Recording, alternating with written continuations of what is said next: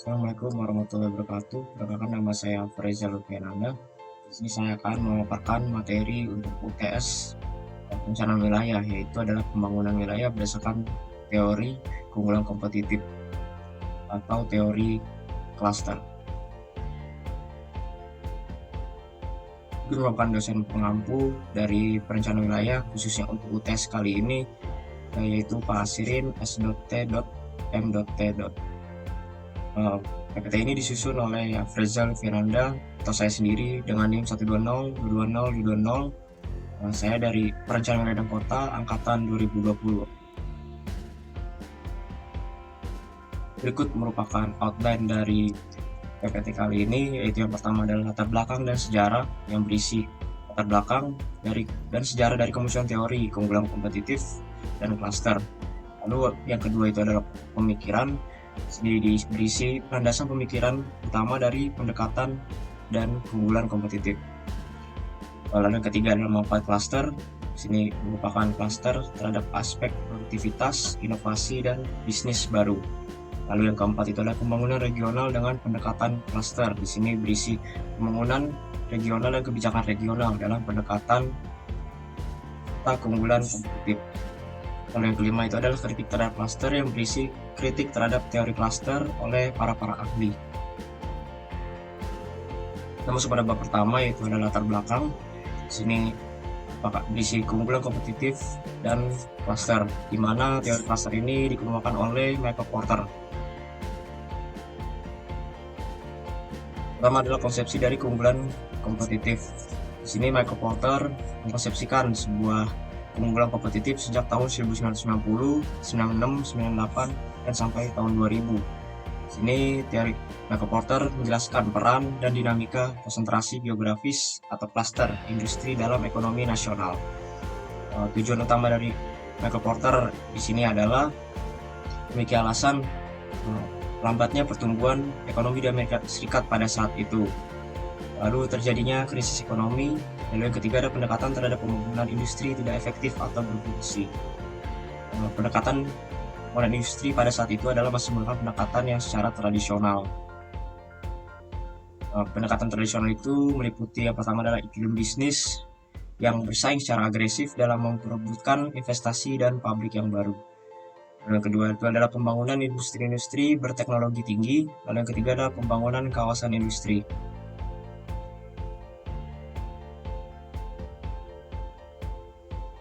Selanjutnya adalah rincian dari masalahannya, yaitu yang pertama adalah bisnis terbuka. Di sini berisi pada bisnis-bisnis pada pendekatan tradisional masih mengikuti atau menyocok dengan kebijakan-kebijakan yang sekiranya cocok pada industri tersebut, yang mengakibatkan keterbatasan industri dalam mengembangkan industrinya itu sendiri, karena kan masih harus beradaptasi mencari kecocokan dalam kebijakan-kebijakan yang ada.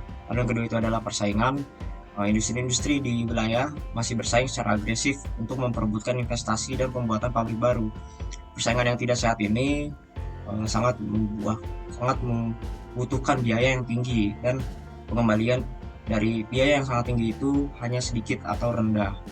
Lalu ketiga itu adalah banyaknya industri teknologi atau industri-industri pada sebuah wilayah ini masih sangat sama. Jadi industri-industri di wilayah ini masih memiliki keterbatasan dalam aset untuk mencapai sebuah target yang ada di wilayah tersebut. Lalu yang keempat itu adalah bisnis yang akan datang, atau masih kurangnya bisnis penawaran dalam industri keunggulan dengan wilayah-wilayah lain, atau tidak teratur infrastruktur industri beserta SDM yang tersedia yang lemah antara industri dengan industri yang lain.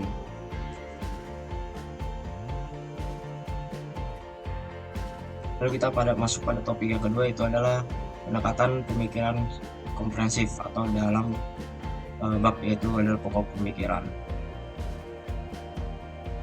Jadi dapat digarisbawahi arah baru dari pengembangan wilayah berdasarkan dari Michael Porter ini memberikan arahan baru dalam pengembangan wilayah. Pertama itu adalah keunggulan atau pengembangan berfokus pada keunggulan kompetitif, bukan penciptaan lapangan kerja. Selanjutnya adalah klaster atau pembangunan berbasis menggunakan klaster yang mencerminkan inti dari pendorong terciptanya lapangan kerja. Selanjutnya itu adalah potensi. Pada potensi ini pembangunan kekuatan yang ada saat ini dan yang potensial harus dikembangkan. Lalu selanjutnya adalah prioritas. Prioritas ini memiliki pembangunan dengan prioritas dan urutan atau sequence. Selanjutnya adalah berdasarkan data. Berdasarkan data sini memiliki arti bukan politik atau pemikiran penuh harapan semata. Lalu yang terakhir itu adalah strategi. Strategi ini adalah pengembangan strategi pembangunan daripada daftar tindakan. Lalu sebenarnya apa yang diharapkan dari Michael Porter dengan memberikan arahan baru untuk pengembangan sebuah wilayah? Jadi apa yang diharapkannya itu adalah wilayah-wilayah yang sudah melakukan arahan-arahan itu dinilai dapat mampu menjadi wilayah yang kompetitif, atau perusahaan-perusahaan pada industri-industri yang ada di wilayah tersebut mampu beroperasi secara kompetitif atau unggul dengan wilayah-wilayah lain dan secara lokal juga.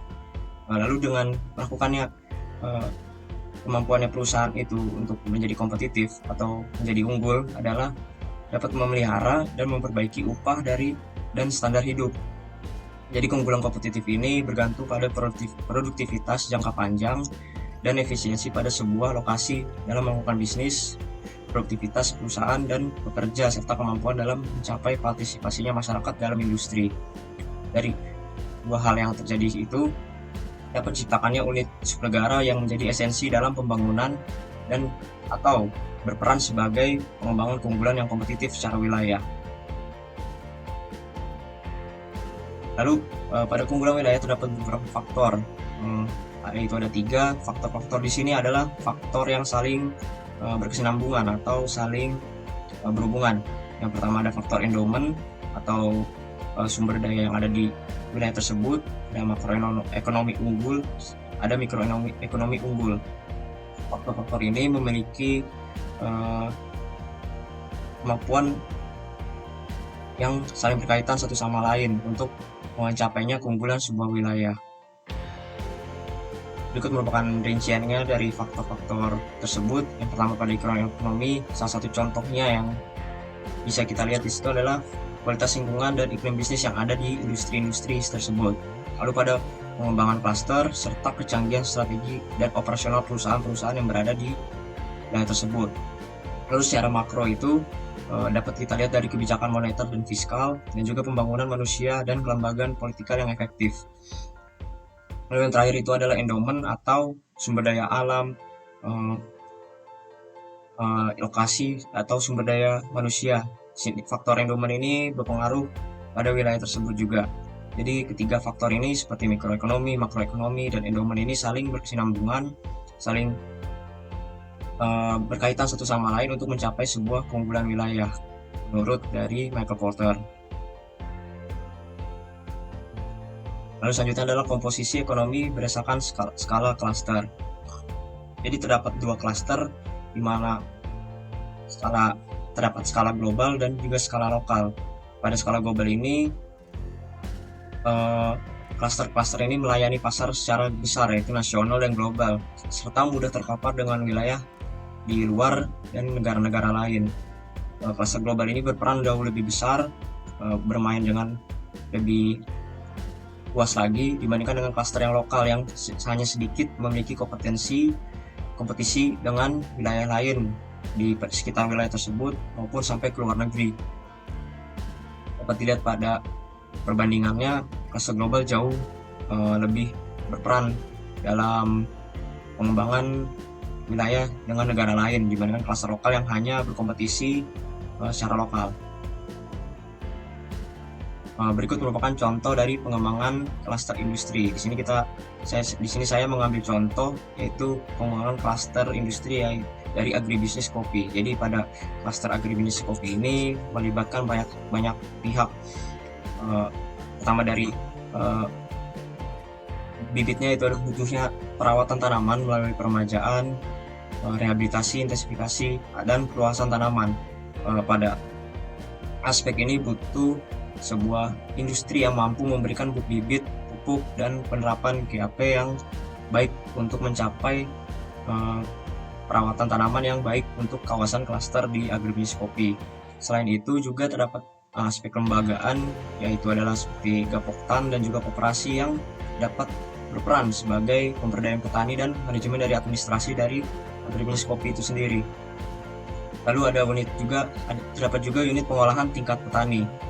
Dari berbagai macam aspek ini saling berhubungan dan saling mempengaruhi untuk menciptakan sebuah klaster industri, yaitu kawasan klaster agribisnis kopi, yang nantinya kawasan klaster agribisnis kopi ini akan menghasilkan sebuah produk yang nantinya akan ke industri pengolahan kopi, di mana industri pengolahan kopi juga termasuk dari kawasan klaster agribisnis kopi, tapi hanya berada di hilir. Sedangkan pada kawasan klaster agribisnis kopi ini berada di hulu, jadi antara hulu dengan hilir ini saling berhubungan. Seperti contohnya itu klaster agribisnis kopi ini dapat berada di kawasan-kawasan pertanian yang berada di beberapa daerah atau di wilayah yang berada di Indonesia. Lalu hasil-hasil tersebut akan berpindah atau diekspor dari wilayah A ke wilayah B untuk masuk ke dalam industri pengolahan selanjutnya, atau pengolahan kopi olahan ini yang mungkin berada di wilayah-wilayah lain. Di sini klaster industri berperan secara global. Lalu selanjutnya ini adalah grafik dari secara konteks atau strategi persaingan perusahaan. Grafik ini mendorong untuk investasi yang cocok dan di-upgrade secara kesinambungan, kompetisi dan yang vigorous antara pesaing-pesaing lokal. Jadi di sini untuk mencapai keunggulan wilayah terdapat beberapa faktor-faktor lain, yaitu adalah seperti konteks dan strategi persaingan perusahaan, dan juga kondisi input atau kondisi faktor yang memiliki input, atau faktor kuantitas dan biaya input seperti sumber daya alam, manusia, modal, infrastruktur fisik, informasi, dan iptek. Di sini dipengaruhi lagi oleh kualitas dan spesialisasi. Lalu juga terdapat kondisi permintaan atau demand. Di demand ini terdapat permintaan yang baik dari pelanggan lokal atau kebutuhan pelanggan yang mengantisipasi dimanapun. Permintaan lokal ini yang tidak biasa dapat segmen terspesialisasi yang dapat dilayani secara global. Lalu terdapat juga industri yang terkait dan pendukung, di mana kapabilitas dari suplai lokal yang ada saat ini dan juga kompetitif industri-industri terkait yang ada saat ini. Kita masuk ke dalam outline yang ketiga, yaitu adalah manfaat dari cluster. Jadi di sini kita akan bahas cluster terhadap aspek produktivitas, inovasi, dan bisnis baru. Terdapat 5 cluster dengan produktivitas. Di sini kita dapat lihat yang pertama itu adalah akses ke input dan karyawan khusus, kedua itu akses ke informasi, ketiga itu ada complementaries, keempat itu ada akses ke institusi dan barang publik, dan yang terakhir ada intensif dan pengukuran kinerja. Di sini akan kita bahas satu-satu. Kita masuk yang pertama dulu adalah akses ke input dan karyawan khusus. Jadi lokasi pada cluster dapat memberikan akses yang lebih unggul atau lebih murah ke input seperti komponen industri, layaknya mesin atau personel. Dalam mengimbangi cluster, dapat mengumpulkan input dan tenaga kerja adalah memungkinkan bahwa konsentrasi peserta cluster menawar biaya input dan personal khusus yang langka. Jadi dengan cluster ini mempengaruhi ke produktivitas. Salah satu contohnya adalah kemudahan akses ke input dan beberapa sumber-sumber daya atau komponen yang lebih murah dan unggul di pasar dibandingkan yang tidak termasuk dalam cluster. Kita masuk pembahasan kedua, itu adalah akses ke informasi. Pasar yang luas, teknis, dan informasi khusus lainnya terakumulasi di perusahaan dan lembaga lokal dalam sebuah cluster dan dapat diakses lebih baik dengan biaya yang lebih rendah. Memperoleh informasi demand dapat memberi manfaat khusus yang diperoleh dari cluster. Jadi dengan adanya produktivitas ini memberikan kemudahan untuk akses ke informasi. Lalu selanjutnya adalah cluster dan adalah akses ke informasi. Selanjutnya adalah akses ke institusi dan barang publik. Jadi di sini cluster dapat membuat banyak input yang jika tidak akan mahal menjadi barang publik dan semi publik, di mana perusahaan sering dapat mengakses infrastruktur secara khusus. Jadi itu adalah insentif dan pengukuran kerja. di mana klaster dapat membantu menyelesaikan atau mengurangi beberapa masalah urgensi yang muncul di lokasi yang lebih terisolasi dan perusahaan yang lebih terintegrasi secara vertikal. Lalu pada klaster dan inovasi, dapat kita lihat di sini pada partisipasi klaster itu dapat menawarkan lebih banyak potensi dalam inovasi dan peningkatan. Lalu perusahaan juga dapat lebih cepat beradaptasi dan memahami dari kebutuhan-kebutuhan atau tren pembeli yang akan datang. Lalu juga klaster ini dapat memberikan sebuah akses kepada teknologi, operasi atau pengiriman yang baru yang dapat menjadi pengembangan dalam wawasan teknologi industri. Lalu perusahaan dalam klaster juga mampu lebih cepat mengimplementasikan sebuah inovasi pada produk-produk yang lebih baru. Lalu yang terakhir itu perusahaan yang ada dalam klaster itu dapat bereksperimen dengan biaya yang lebih rendah dikarenakan akses-akses yang lebih dimudahkan dan biaya yang dikeluarkan juga lebih sedikit. Selanjutnya adalah klaster dan formasi bisnis baru. Bisnis baru umumnya dibentuk di klaster yang ada dibandingkan dengan lokasi yang terisolasi. Pernyataan tersebut memiliki alasan. Yang pertama itu ada rujukan yang lebih besar di dalam klaster. Jadi lebih mudah membuat bisnis atau terbentuknya sebuah bisnis di dalam sebuah klaster di mana terdapat demand yang membutuhkan industri-industri tersebut dibandingkan dengan wilayah-wilayah yang di luar klaster atau yang lebih terisolasi. Lalu yang kedua itu adalah aset, keterampilan input dan sumber daya yang dibutuhkan umumnya beberapa berada di klaster dan lebih mudah mendapatkannya di sana. Lalu yang ketiga itu adalah bisnis baru dapat mencari manfaat dan inovasi dalam klaster. Jadi banyak sekali bisnis baru ini memiliki kemudahan untuk membuka bisnis di lokasi yang baru di sebuah wilayah klaster dibandingkan di daerah yang terisolasi. Selanjutnya adalah manfaat klaster sebagai alat pengembangan wilayah. Jadi di sini terdapat 3 manfaat yang dapat kita garis bawahi, yaitu ada link edge dan spillover, di mana dapat meningkatkan keterkaitan dan limpahan ilmu pengetahuan di antara satu industri dengan industri lain di dalam sebuah klaster. Lalu selanjutnya adalah multiplikasi, yaitu ada peningkatan jumlah perusahaan terkait, di mana perusahaan-perusahaan dalam sebuah klaster akan saling berkaitan dan akan mengalami peningkatan yang pesat dibandingkan di wilayah yang bukan termasuk klaster. Lalu juga akan meningkatkan efisiensi dalam efektivitas kebijakan ekonomi tradisional. Kita masuk pada outline keempat, yaitu adalah pembangunan regional dengan pendekatan klaster, di mana pembangunan regional dan kebijakan regional dalam pendekatan keunggulan kompetitif.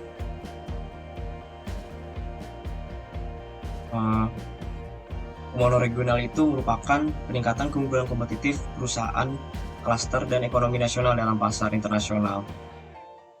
Berikut merupakan definisi dari pembangunan regional, tapi hal ini menurut Porter atau yang menyebutkan keunggulan wilayah ini bukanlah pelajaran dari best practice, melainkan menurut Porter itu adalah strategi ekonomi untuk mencapai keunggulan kompetitif harus sesuai dengan kondisi dan potensi yang dimiliki pada wilayah tersebut, mengikuti sebuah kebutuhan dan input dari sebuah wilayah yang berada di regional tersebut.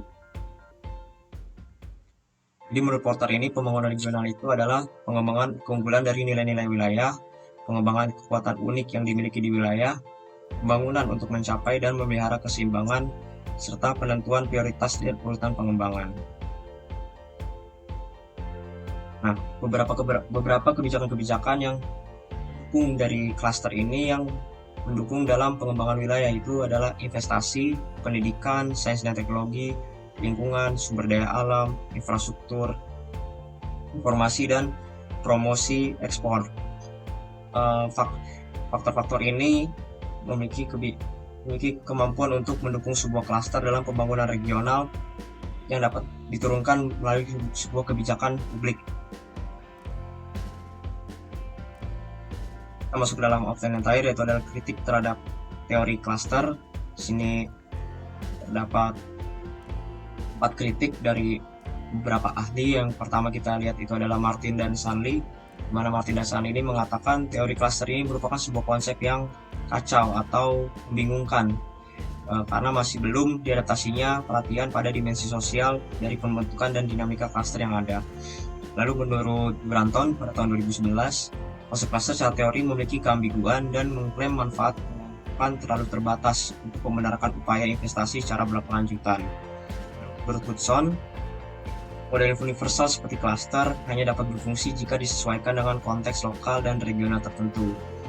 Lalu yang terakhir menurut O'Donnell pada tahun 97, teori klaster itu tidak memiliki kejelasan dalam bagaimana daya saing dapat bersifat teritorial dan didefinisikan dalam istilah lokalitas, wilayah, dan negara. Sekian presentasi dari teori klaster dan keunggulan kompetitif. Nama saya Freza Lutfiananda dengan NIM 120202020. Saya ucapkan terima kasih dan mohon maaf atas segala kekurangannya.